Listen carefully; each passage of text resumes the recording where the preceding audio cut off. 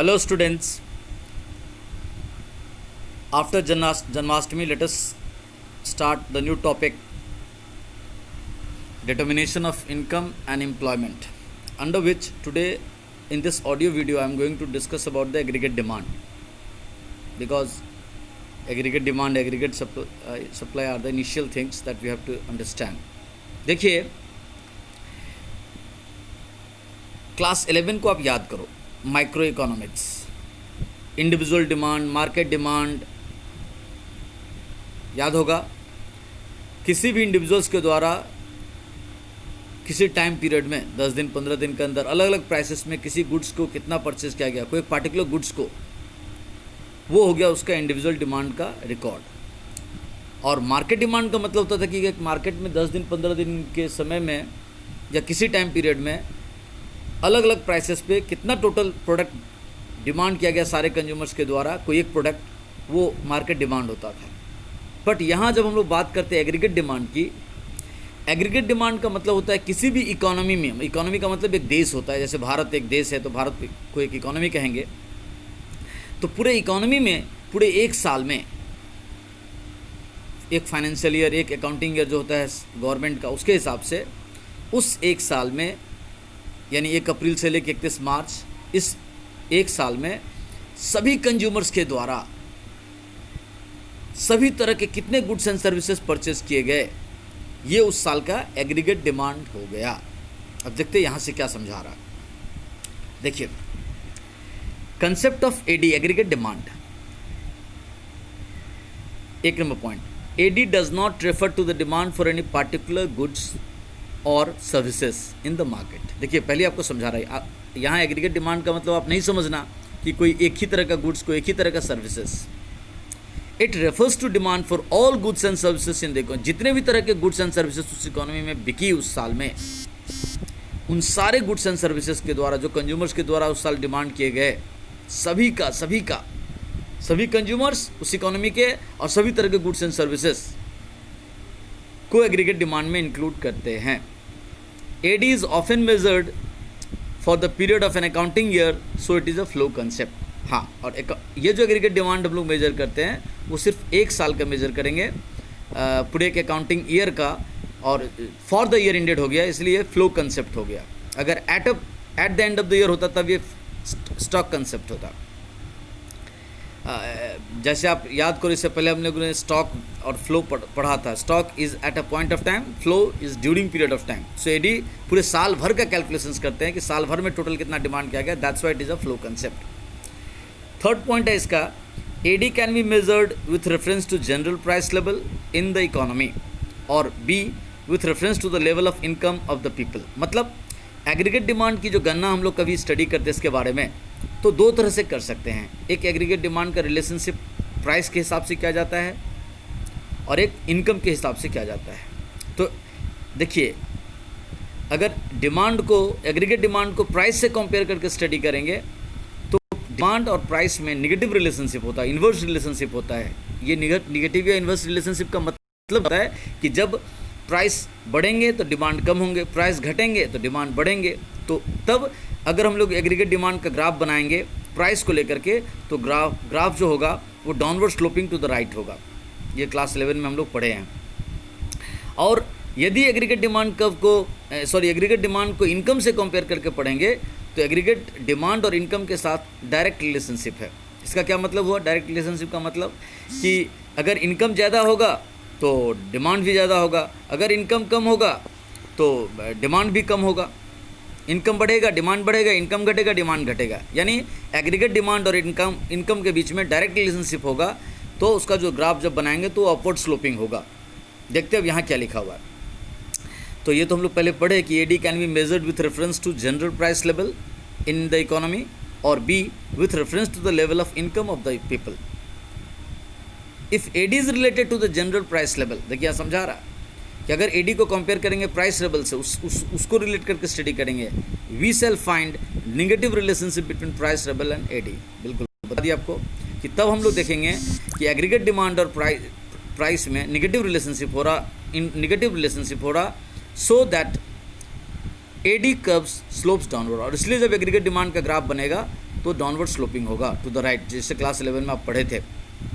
On the other hand, दूसरी तरफ, if aggregate demand is related to the level of income, यदि aggregate demand को income से compare करके स्टडी करेंगे, we shall find positive relationship between income and aggregate demand.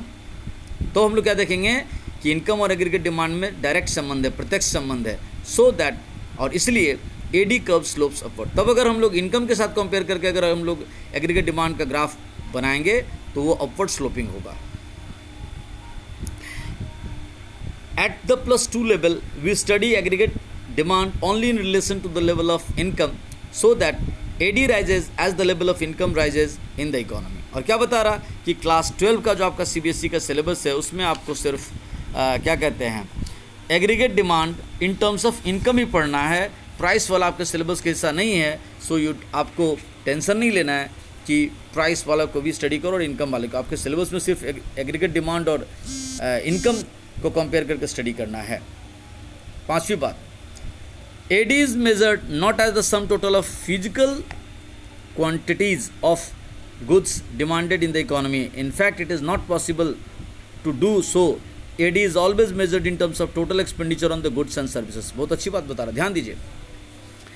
जैसे आपको याद होगा क्लास 11 में हम लोग पढ़ते थे तो डिमांड में देखते थे कि जब एक पीस परचेज कर रहा है तो उसका प्राइस 10 रुपया है, तो ऐसे दूसरा पीस परचेज किया, प्राइस अगर 9 रुपया हो गया, ऐसा होता था। यानी एक क्वांटिटी और प्राइस लेकर के चलते थे। लेकिन यहाँ क्या बता रहा, AD is measured not as the sum total of physical quantities of goods demanded in the economy. हम लोग जब एग्रीगेट डिमांड को स्टडी करेंगे यहाँ पर मैक्रो इकोनॉमिक्स में, तो उसको क्वांटिटीज़ में नहीं स्टडी करेंगे, क्योंकि अब देखो हर गुड्स का क्वांटिटी डिफरेंट है। कोई किलो में है, कोई क्विंटल में है, कोई टन में है, कोई लीटर में है, कोई मीटर में है, कोई पीसेस में है।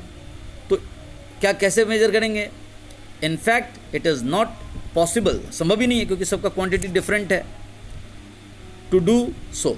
AD is always measured in terms of total expenditure. इसलिए जितना देश भर में साल भर में जो खर्चा किया जाएगा लोगों के द्वारा एग्रीगेट प्रोडक्ट डिमांड करने में, सभी तरह के गुड्स एंड सर्विसेज डिमांड करने में, वो एग्रीगेट डिमांड, यानी हम लोग ये भी कह सकते हैं कि एक साल का टोटल एग्रीगेट एक्सपेंडिचर वही एग्रीगेट डिमांड हो जाएगा, क्योंकि हम खर्चा कोई ना कोई चीज़ गुड्स एंड सर्विसेज डिमांड करने में ही करते हैं।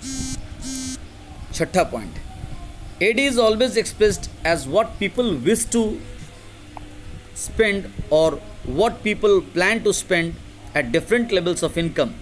मतलब AD एक क्या कहते हैं, एज्यूम थ्योरी है, ये एग्जैक्ट थ्योरी नहीं है, ये प्लानिंग करके स्टडी किया हुआ चीज़ है।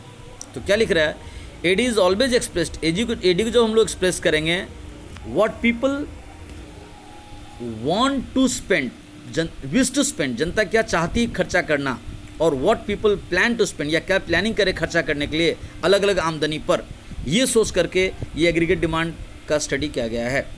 Never interpret AD as what people actually spend on the purchase of goods and services in the economy. यानी किसी भी देश का जो एग्रीगेट डिमांड, यहाँ जो इकोनॉमिक्स में आपको मैक्रो इकोनॉमिक्स में पढ़ा जाएगा, तो जो एग्रीगेट डिमांड की हम बात करेंगे वो एक फ्यूचर प्लानिंग है, विशेष के आधार पर ऐसा एज्यूम करके इकोनॉमिस्ट लोगों ने थ्योरी को हमारे सामने रखा है। ये मत समझ लीजिएगा कि जो एग्रीगेट डिमांड दिखाया गया वो उस देश के एक्चुअल स्पेंड है, उतना ही चीज़ खर्चा किया गया है देश भर में। तो यानी जो एग्रीगेट डिमांड हम पढ़ेंगे, ये एक एग्रीगेट डिमांड के बारे में पढ़ेंगे, वो एक एज्यूम थ्योरी है, मान लिया गया है कि ऐसा सोच लेंगे कि साल भर में जनता इतना पैसा प्लानिंग कर रही है प्रोडक्ट पे, गुड्स एंड सर्विसेज में खर्चा करने को, क्योंकि हम लोग एक्सपेंडिचर्स को अप्रोच करके एग्रीगेट डिमांड फाइंड आउट करेंगे। AD is the sum total of expenditure that the people plan to incur on the purchase of goods and services produced in the economy during the period of an accounting year corresponding to their different levels of income. देखिए क्या बता रहा है, aggregate demand का definition आपको अच्छा है। Aggregate demand क्या है? सम टोटल ऑफ एक्सपेंडिचर, कुल खर्चों का योगफल, दैट द पीपल प्लान, जो जनता प्लानिंग कर रही है, सोच रही है, to incur on the purchase of goods and services, उस साल तरह तरह के गुड्स एंड सर्विसेज परचेज करके जो उस इकोनॉमी में प्रोड्यूस होती है, अपने डिमांड को फुलफिल करेंगे during the period of an accounting year corresponding to their different levels of income, जिसमें अलग अलग समय उनका इनकम अलग अलग रहेगा। जीरो इनकम में भी लोग कुछ डिमांड करते हैं, ये भी हम लोग बाद में समझेंगे कि जिनका इनकम जीरो है या नेगेटिव है वो भी डिमांड तो करते ही हैं, तो सब बाद में समझेंगे। अभी मैंने आपको क्या कहते हैं एग्रीगेट डिमांड के बारे में समझाया। तो क्या बात समझाया कि एग्रीगेट डिमांड एक पर्टिकुलर ईयर का स्टडी करते हैं इकोनॉमी का, और ये सभी तरह के गुड्स एंड सर्विसेज जो इकोनॉमी में परचेज किए जाते हैं कंज्यूमर्स के द्वारा वो हो गया एग्रीगेट डिमांड का मतलब। और ये actual aggregate demand, actual demand से मतलब नहीं है। इसमें ये सोच लेते हैं कि साल भर में जनता क्या प्लानिंग कर रही है, उस इकोनॉमी में रहने वाले लोग, कि हम कितना गुड्स एंड सर्विसेज पे पैसा खर्चा करेंगे, और कि एग्रीगेट डिमांड को प्राइस से भी कंपेयर कर सकते हैं और इनकम से भी कंपेयर कर सकते हैं। लेकिन हमारे सिलेबस का हिस्सा सिर्फ इनकम वाला है, इसलिए हम लोग एग्रीगेट डिमांड और अलग अलग इनकम लेवल पे हम क्या एक्सपेंडिचर्स करते हैं गुड्स एंड सर्विसेज पर, उस चीज़ के ऊपर कंसंट्रेट करेंगे। और लास्ट में एग्रीगेट डिमांड का डेफिनेशन क्या दिया कि aggregate demand is the sum total of expenditure that the people plan to incur on the purchase of different goods and services produced in the economy. आप economy में साल भर में जितने भी तरह के गुड्स एंड सर्विसेज प्रोड्यूस होंगे, उस पर अलग अलग इनकम लेवल पे जनता कितना पैसा खर्चा करने का प्लानिंग कर रही है, उसी को एग्रीगेट डिमांड करते हैं। तो इसको हम लोग समझते हैं, बाद में हम लोग टॉपिक समझेंगे दूसरा। Thank you.